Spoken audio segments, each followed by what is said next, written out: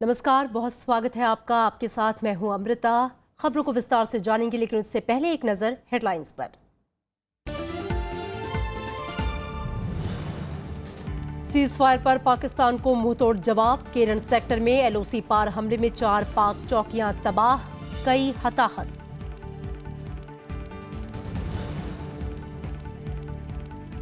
कांग्रेस ने की ओआरओपी के तहत सैनिकों को वाजिब हक दिलाने की मांग। राहुल गांधी ने प्रधानमंत्री को लिखी चिट्ठी। केंद्र का जवाब, सैनिकों के लिए प्रतिबद्ध सरकार।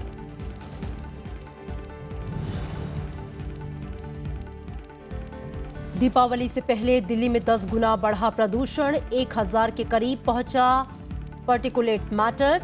10 का स्तर, सरकार लगाएगी एयर प्यूरिफायर।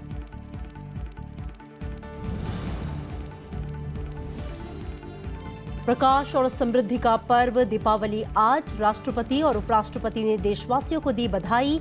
सीमा पर जवानों के साथ त्योहार मनाएंगे प्रधानमंत्री।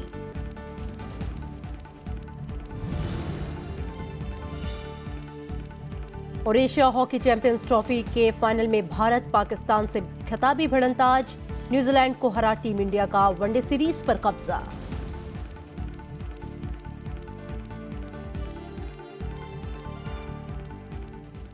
खबरें विस्तार से। पाकिस्तानी सेना की तरफ से लगातार किए जा रहे संघर्ष विराम उल्लंघन का भारतीय सेना ने करारा जवाब दिया है। नियंत्रण रेखा के पार भारत ने शनिवार को पाकिस्तान की 4 पोस्ट पूरी तरह से नेस्तानाबूद कर दी। पाकिस्तानी गोलीबारी के बीच शनिवार को मछल सेक्टर में बीएसएफ का एक जवान शहीद हो गया। शनिवार को भारतीय सेना के जवानों ने सीमा पार से हो रही गोलीबारी का करारा जवाब देते हुए पाकिस्तान के 4 पोस्ट तबाह कर दी।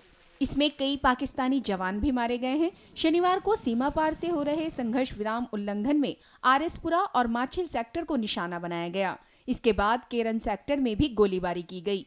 पाकिस्तान की तरफ से भारी मोर्टार भी दागे गए। गृह मंत्री राजनाथ सिंह ने शनिवार को कहा कि हमारी सेना और जवान पाकिस्तान को करारा जवाब दे रहे हैं। देश को पूरे हमारे सेना के सुरक्षा के जवानों पर यकीन करना चाहिए, पूरा भरोसा रहना चाहिए। और मैं विश्वास के साथ में कह रहा हूं यह बात, और देशवासियों को मैं संदेश दे रहा हूं कि भारत का मस्तक किसी भी सूरत में झुकेगा नहीं है। सीमा पार से लगातार हो रहे सीजफायर उल्लंघन की जवाबी कार्रवाई को लेकर कांग्रेस ने भारतीय सेना की तारीफ की है, लेकिन पार्टी ने भारतीय जवानों के शहीद होने पर प्रधानमंत्री से सवाल भी पूछा है। 29 तारीख की सर्जिकल स्ट्राइक के बावजूद लगभग 2 दर्जन सीजफायर वायलेशन हुए, जिसमें हमारे कई सैनिकों को भी अपनी जान गंवानी पड़ी, उन्हें सर्वोच्च कुर्बानी करनी पड़ी।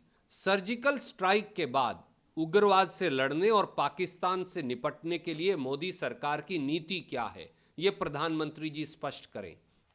उधर पाकिस्तान सेना की तरफ से हो रही गोलीबारी झेलने वाले इलाकों में दहशत का माहौल है, जिसके चलते इन इलाकों से लोगों का पलायन जारी है। हालात सर इन्ने के खराब ने जुदा अंदाज कोई नहीं, लोग पूरी दस्त बेचने कि पाकिस्तान को हम कुछ भी कर सकते। शुक्रवार रात भी माछिल सेक्टर में पाकिस्तानी सेना ने फायरिंग कर आतंकियों की घुसपैठ कराने की कोशिश की थी। आतंकियों ने एक जवान की हत्या कर शव को क्षत विक्षत कर दिया था। इस हमले पर कड़ी प्रतिक्रिया देते हुए सेना ने कहा था कि इसका पुरजोर जवाब दिया जाएगा। जवाबी कार्रवाई में सेना ने एक आतंकी को भी मार गिराया था।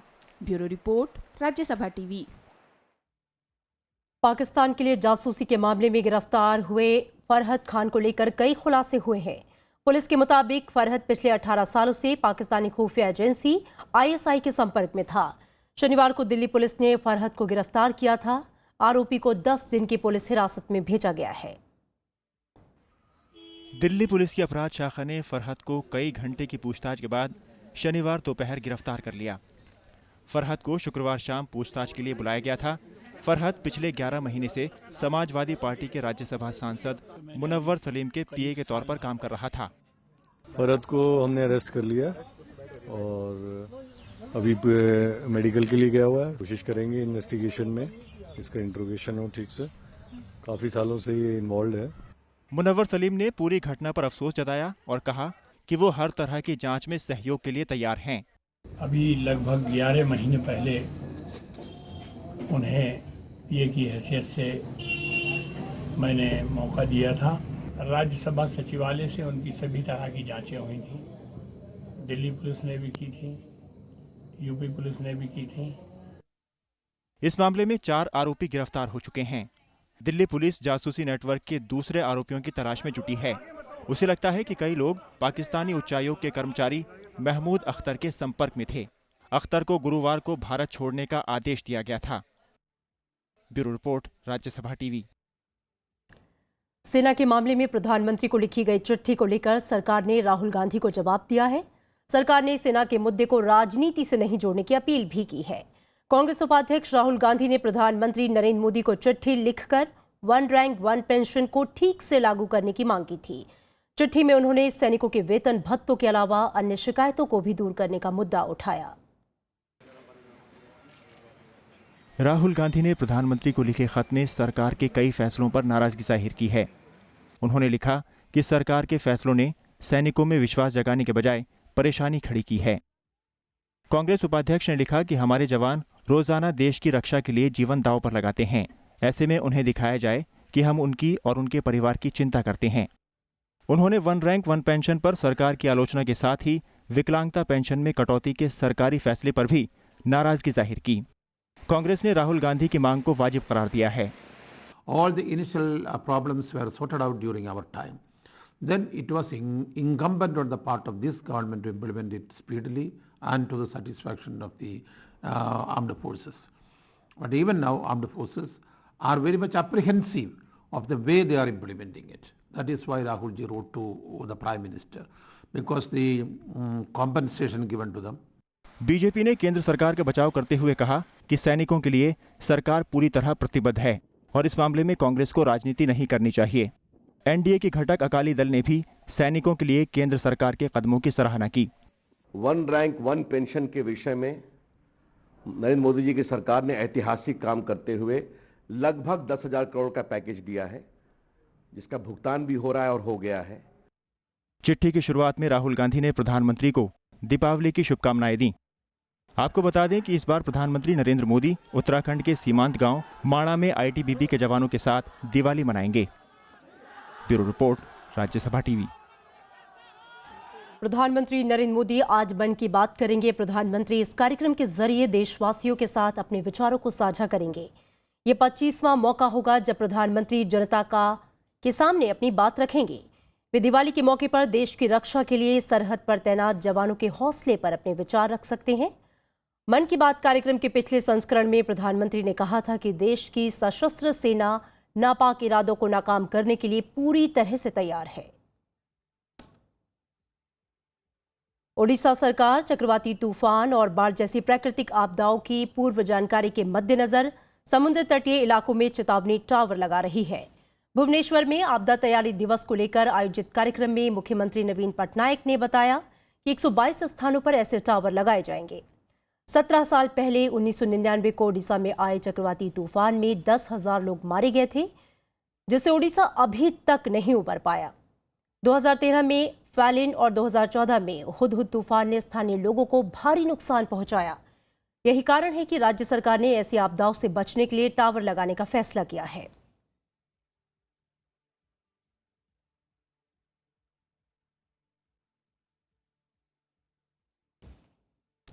और आज दीपावली का त्यौहार है। आपको दिखाएंगे 3 तस्वीरें जो देश के अलग अलग हिस्सों की हैं। दीपावली का त्यौहार पूरी आस्था और उल्लास के साथ मनाया जा रहा है।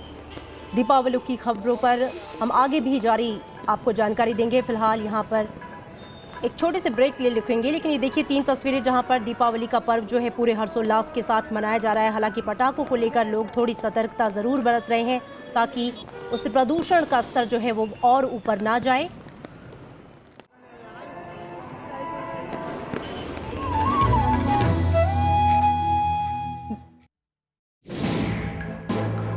हिंदी का क्रांतिकारी उपन्यासकार, आंचलिक शब्दों को मुख्य धारा से जोड़ने वाला साहित्यकार, पर्दे पर लोक साहित्य की छटा दिखाने वाला बेजोड़ रचनाकार। उनकी नजर, उनका शहर में फणीश्वरनाथ रेणु का रचना संसार सिर्फ राज्यसभा टेलीविजन पर।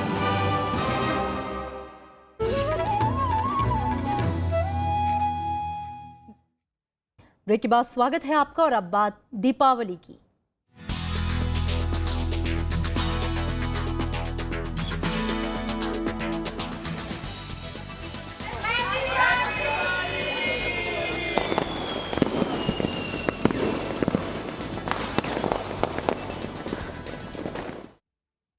देश भर में दीपावली का त्योहार उत्साह से मनाया जा रहा है। दिल्ली समेत देश के दूसरे हिस्सों में लोग पूरे हर्षोल्लास के साथ दीपावली के जश्न में डूबे हैं। मथुरा और उज्जैन में विशेष पूजा अर्चना की जा रही है, तो वहीं सभी शहरों में सजावट के शानदार नजारे हैं। इस मौके पर राष्ट्रपति प्रणब मुखर्जी, उपराष्ट्रपति मोहम्मद हामिद अंसारी और प्रधानमंत्री ने देशवासियों को बधाई दी है। वहीं प्रधानमंत्री आज सीमा पर जवानों के साथ दीपावली मनाएंगे। दिल्ली हो या मुंबई, हुबली या फिर तिरुवनंतपुरम, देश में हर जगह इन दिनों दिवाली की धूम है। दिल्ली में जहां लोगों ने रॉकेट छोड़कर दिवाली मनाई, तो वहीं मुंबई में छत्रपति शिवाजी टर्मिनल को रोशनी से सजाया गया। हुबली और तिरुवनंतपुरम में भी लोगों ने आतिशबाजी कर दिवाली का जश्न मनाया। आज यहाँ पर स्टेडियम में हमने दीपावली का खास त्योहार बनाया है और ये दीपावली का त्योहार बहुत अच्छे तरीके से बनाया। हमने अपने हिंदू भाइयों के साथ बनाया, हिंदू मुस्लिम। दिवाली की इस उमंग में मथुरा की विधवाएं भी पीछे नहीं रहीं। विशेष पूजा अर्चना के बाद महिलाओं ने दिए जलाकर खुशी का इजहार किया।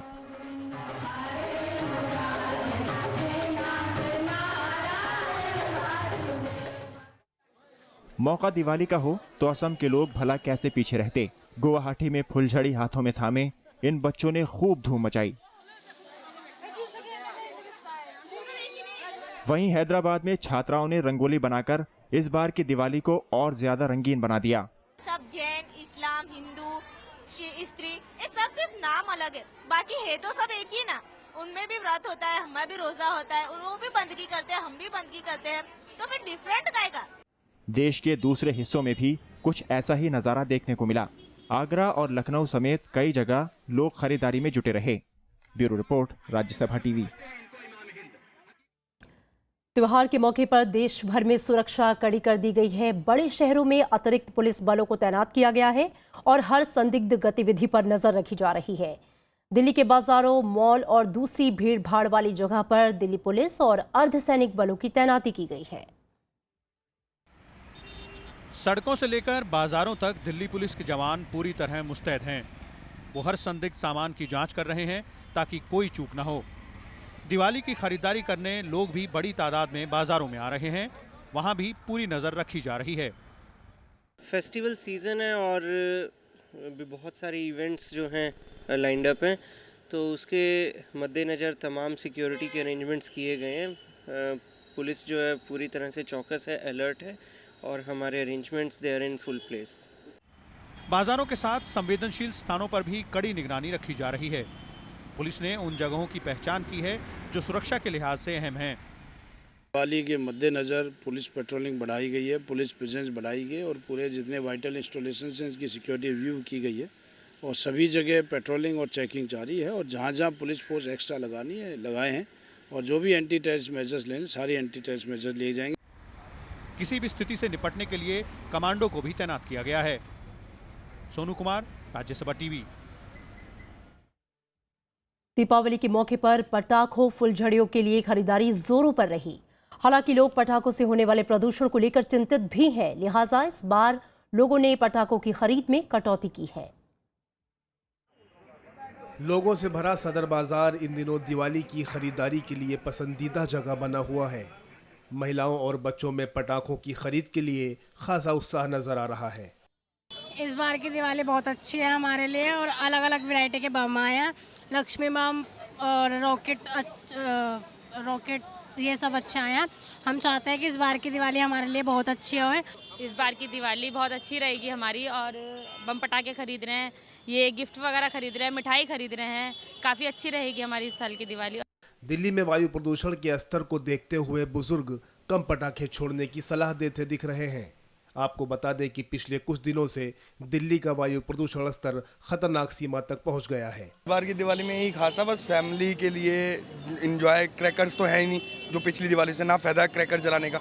ये पहले ही पता लग गया था हमें न्यूज़ पे कि वहाँ विस्फोटक पदार्थ काफ़ी आ रहे हैं। जो आँखों को नुकसान दे सकते हैं। तो इसलिए हमने सिंपल चीज़ ली है जो पुरानी पहले लिया करते थे। सरकार ने दिवाली के मौके पर कम पटाखे छोड़ने की अपील की है। लक्ष्मी बम, पैरट बम और गोला बम, इन सारे बमों की खरीद फरोख्त दिल्ली के सदर बाजार में हो रही है। दरअसल ये किसी युद्ध की तैयारी के लिए नहीं हो रही है, बल्कि मौका है दीपावली का। इस मौके पर ये बम ग्राहकों की पहली पसंद बने हुए हैं। कैमरामैन सुदीप्तो के साथ मोहम्मद फातेह टीपू, राज्यसभा टीवी, दिल्ली। दीपावली पर पूरा देश दियों की रोशनी से जगमगाएगा। पटाखों का शोर हर घर में होगा, लेकिन वहीं ये पटाखे हमारे लिए और पर्यावरण के लिए खतरा भी होते हैं। पेश है एक रिपोर्ट। रोशनी और दीपों का त्योहार दीपावली हर साल देश भर में पूरे उत्साह और श्रद्धा के साथ मनाया जाता है। त्योहार के दौरान घरों को खास तरीकों से सजाया और संवारा जाता है। दीपावली पर घरौंदे और रंगोली की सजावट आधुनिकता के दौर में भी लोगों ने नहीं भुलाई है। इस दौरान आतिशबाजियों को लेकर भी लोगों में खास रोमांच देखने को मिला है। लेकिन दिल्ली में दिवाली से पहले प्रदूषण को लेकर आए आंकड़ों ने चिंता बढ़ा दी है। बच्चे जो 5 साल से छोटे होते हैं और बुजुर्ग जो 65 साल से ऊपर होते हैं, प्रेग्नेंट महिलाएं या जिनको दमे की शिकायत है या किसी किस्म के फेफड़े की बीमारी है, चाहे वो ट्यूबरकुलोसिस है, चाहे दमा है, चाहे निमोनिया है, इन सब चीज़ों के मरीजों के ऊपर इसके प्रकोप जो है, जो साइड इफ़ेक्ट्स हैं, बहुत ज़्यादा होते हैं पॉल्यूशन के। आतिशबाजी न सिर्फ प्रदूषण बढ़ा रही है, बल्कि इस दौरान होने वाली भी लापरवाही लोगों पर भारी पड़ रही है। इसे लेकर खास सावधानियां बरतने की जरूरत है। बच्चों को हरगिज अकेले पटाखे न जलाने दें। बच्चों को अधजले पटाखे न छूने दें। बम को हाथ में लेकर न चलाएं। रॉकेट चलाते वक्त भी इसका सिरा ऊपर की ओर ही रखें। आतिशबाजी करने की जगह पर पानी जरूर रखें। अक्सर देखा जाता है कि बच्चों में या किशोरावस्था में होते हैं, उनको अनअटेंडेड छोड़ना ठीक नहीं है। एडल्ट्स जो हैं वो अपने सामने उनको करें। जो भी पटाखे चढ़ाएं, हमने इंस्ट्रक्शंस दे रखी हैं कि हम लोग के सामने छुड़ाएं और बिल्कुल प्रॉपर सेफ्टी के साथ छुड़ाएं। हालांकि लोगों में जागरूकता बढ़ी है। लोग ज्यादा शोर और धुएं वाले पटाखों से परहेज कर रहे हैं। गवर्नमेंट के रूल्स को सारे फॉलो कराए। हमने स्ट्रिक्टली नो चाइनीज क्रैकर्स, हम पूरे गवर्नमेंट के साथ हैं। हमने कोई भी एक चाइनीज पटाखा नहीं बेचा है, सारे इंडियन माल हैं हम पे। जितना भी कॉक ब्रांड से लेकर स्टैंडर्ड तक सारे पटाखे हैं। दिवाली से पहले और उसके बाद पर्यावरण में इसका असर दिखता है, लेकिन प्रदूषण को कम करने की जिम्मेदारी हर किसी की है। पटाखों को लेकर कई तरह के जागरूकता अभियान चलाए जाते हैं। जानकारों ने भी प्रदूषण पर अपनी चेतावनी दे दी है। अब अगर जानकारी होते हुए हम इस पर ध्यान ना दें तो इसे हमारी नासमझी ही कहेंगे, जिसका खामियाजा हम हर साल की तरह इस साल भी भुगत सकते हैं। इसलिए बेहतर होगा कि इस साल पटाखों की दिवाली की जगह इको फ्रेंडली दिवाली मनाई जाए। कैमरा पर्सन अश्विनी के साथ अनु दीवान, राज्यसभा टीवी, दिल्ली। दीपावली की धूम चारों तरफ दिखाई दे रही है। इस मौके पर राज्यसभा टीवी में भी उत्साह दिखा है।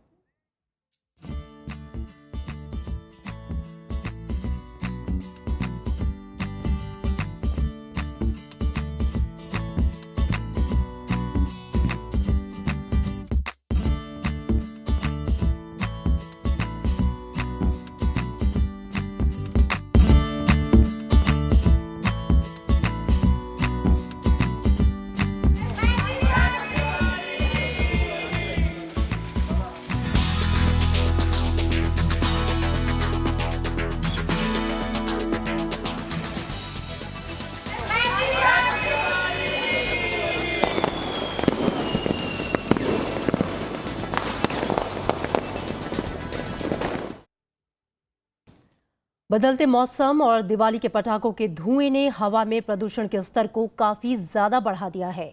इसके चलते दिल्ली की हवा और भी ज्यादा खराब हो गई है। प्रदूषण को काबू में करने के लिए सरकार ने जगह जगह एयर प्यूरिफायर लगाने का फैसला किया है।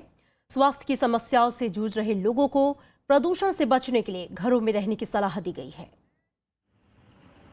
दिवाली से पहले दिल्ली की आबोहवा बिगड़ गई है। राजधानी में प्रदूषण का स्तर लगातार बढ़ता जा रहा है। हवा में मौजूद प्रदूषण के कणों में 10 गुना तक की बढ़ोतरी दर्ज की गई है। दिल्ली प्रदूषण नियंत्रण समिति के निगरानी तंत्र के मुताबिक सबसे भीड़भाड़ वाले इलाके आनंद विहार में पार्टिकुलेट मैटर 10 यानी धूल के बड़े कणों का स्तर 1000 के करीब पहुंच गया है, जबकि WHO के मुताबिक इसका सुरक्षित स्तर 100 है। इसी तरह मंदिर मार्ग पर ये आंकड़ा 343 और पंजाबी बाग में 653 दर्ज किया गया है, जबकि RK पुरम इलाके में बीती रात ये आंकड़ा 1200 के पार था। इसी तरह PM 2.5 यानी धूल, मिट्टी और पराग के छोटे कणों की बात करें तो आनंद विहार में ये आंकड़ा 422 दर्ज किया गया, जबकि मंदिर मार्ग में 235 और पंजाबी बाग में 578 के स्तर पर दर्ज किया गया। सुरक्षा के लिहाज से ये आंकड़ा 60 तक होना चाहिए। प्रदूषण को देखते हुए दिल्ली सरकार भी हरकत में आ गई है।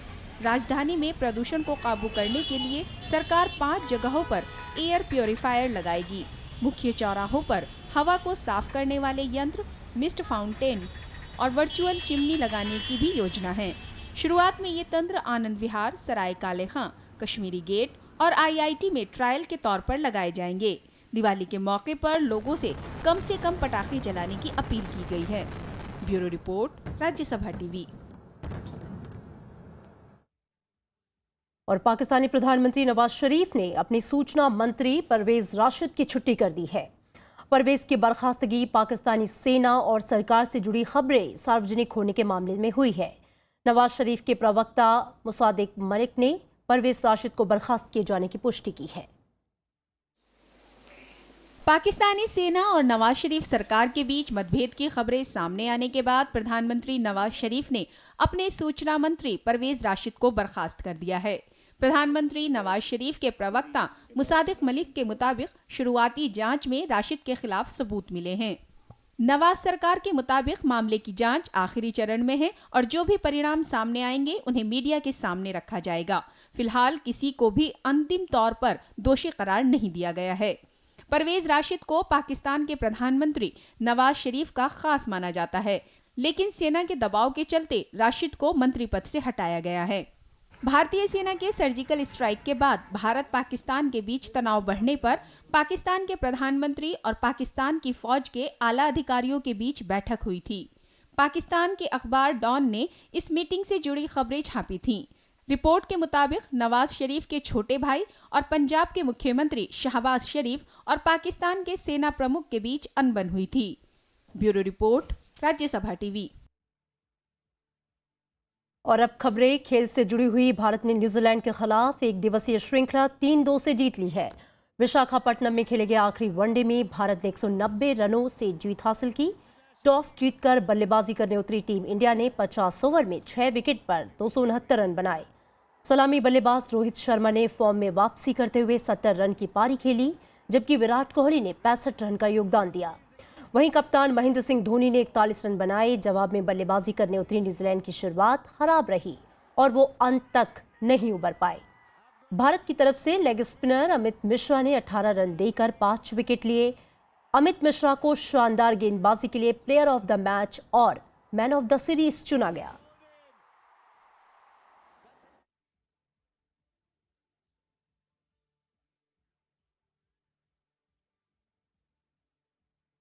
हॉकी में Bharat Asian hockey champions trophy के फाइनल में पहुंच गया है, जहां पे आज उसका सामना पाकिस्तान से होगा। भारत ने एशियाई चैंपियंस ट्रॉफी के फाइनल में तीसरी बार जगह बनाई है।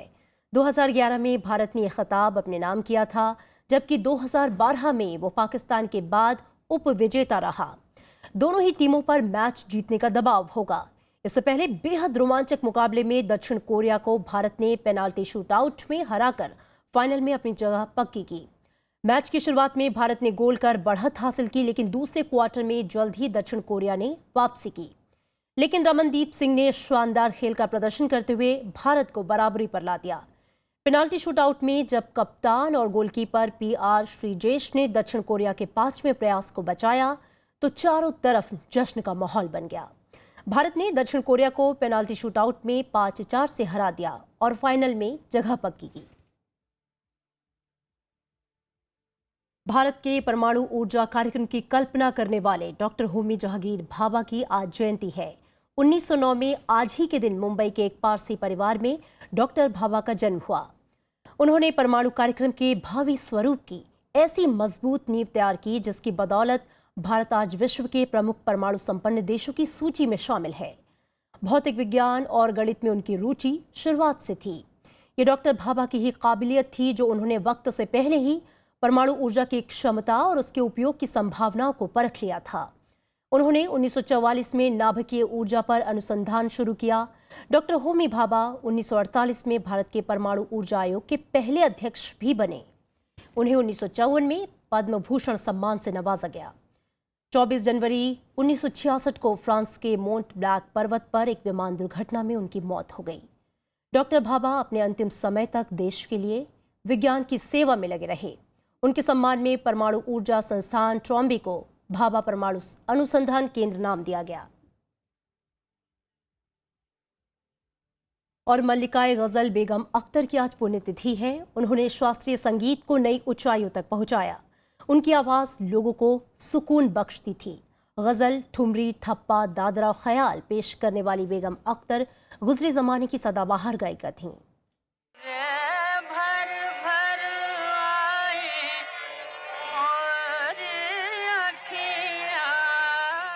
दिल को छू लेने वाली मखमली आवाज की मलिका बेगम अख्तर लोगों के दिलो दिमाग पर आज भी बेगम अख्तर की आवाज का जादू बरकरार है। उनके गाने रूह को सुकून देते हैं। 7 अक्टूबर 1914 को उत्तर प्रदेश के फैजाबाद में रहने वाले एक कुलीन परिवार में जन्मी बेगम अख्तर को 7 साल की उम्र से ही गाने का शौक था। महज 15 साल की उम्र में जब उन्होंने पहली बार अपना कलाम पेश किया तो मशहूर कवियत्री सरोजनी नायडू उनकी आवाज पर फिदा हो गई।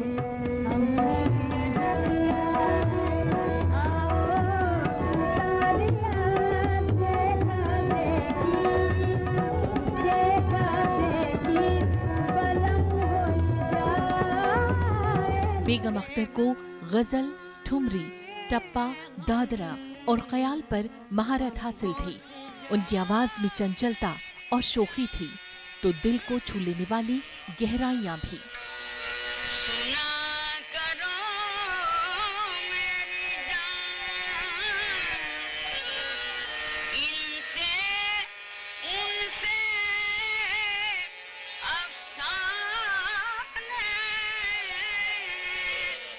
उन्हें हिंदुस्तान में मलिकाए गजल के नाम से जाना गया। बेगम अख्तर को 1972 में संगीत नाटक अकादमी पुरस्कार, 1968 में पद्मश्री और 1975 में पद्म भूषण अवार्ड से नवाजा गया। 30 अक्टूबर 1974 को उन्होंने दुनिया को अलविदा कह दिया, लेकिन उनकी आवाज आज भी लोगों के जहन में ताजा है। Bureau report, Rajya Sabha TV. और फिलहाल चलते चलते एक नजर हेडलाइंस पर। सीज फायर पर पाकिस्तान को मुंहतोड़ जवाब। केरन सेक्टर में एलओसी पार हमले में 4 पाक चौकियां तबाह, कई हताहत।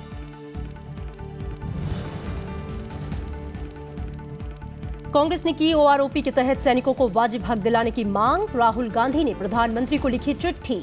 केंद्र का जवाब, सैनिकों के लिए प्रतिबद्ध सरकार।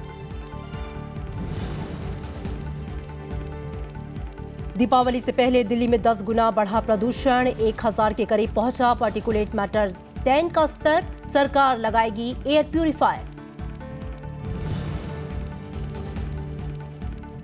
प्रकाश और समृद्धि का पर्व दीपावली आज। राष्ट्रपति और उपराष्ट्रपति ने दी देशवासियों को बधाई। सीमा पर जवानों के साथ त्योहार मनाएंगे प्रधानमंत्री। एशिया हॉकी चैंपियंस ट्रॉफी के फाइनल में भारत पाकिस्तान से खिताबी भिड़ंत आज। न्यूजीलैंड को हरा टीम इंडिया का वनडे सीरीज पर कब्जा।